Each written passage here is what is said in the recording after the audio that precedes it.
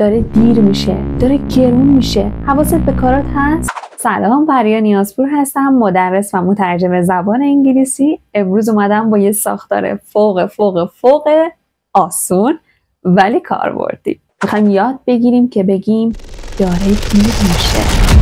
خوب گوش کن. It's getting. It's getting. اگه میخوای بهتر تلفظ کنی میتونی جی آخر رو تلفظ نکنی و تیا رو حالت د تلفظ کنی.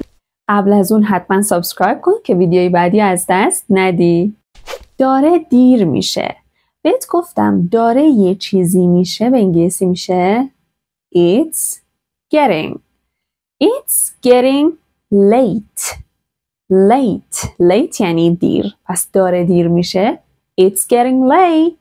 حالا میخوام بگم هوا داره تاریک میشه. تاریک میشه dark. It's getting dark. It's getting dark. داره سرد میشه. cold میشه سرد. cold. It's getting cold.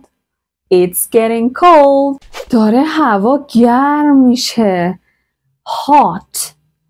hot یعنی گرم. اینجا یعنی گرم ولی به معنی داغم برای غذاها استفاده میشه. وقتی میخوای بگی هوا خیلی داره گرم میشه از hot استفاده میکنی. It's getting hot. It's getting hot. داره بهتر میشه. better میشه بهتر. It's getting better. It's getting better. داره بدتر میشه. worse. بین او و ا هستش. نمیگیم worse یا حتی worse. بین او و ا. و حواست باشه که نباید بگی و. باید لباتو قنچه کنی. و خیلی فرق میکنه. حواست باشه. worse یعنی بدتر. It's getting worse. It's getting worse. اینجا داره شلوغ میشه. شلوغ میشه noisy. اینجا. in here. It's getting noisy in here. It's getting noisy in here. داره ساکت میشه. quiet. It's getting quiet.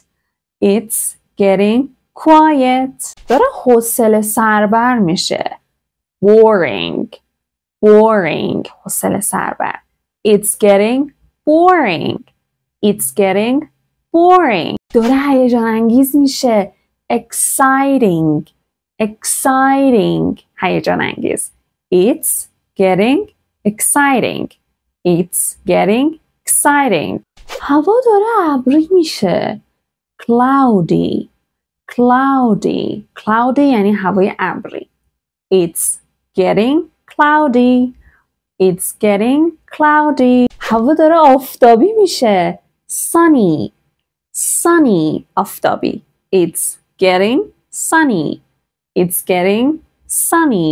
داره دورتر میشه. far away یعنی دورتر. حالا it's getting far away. داره جالب میشه. interesting یعنی جالب. It's getting interesting. داره گرون میشه. expensive یعنی گرون. It's getting expensive.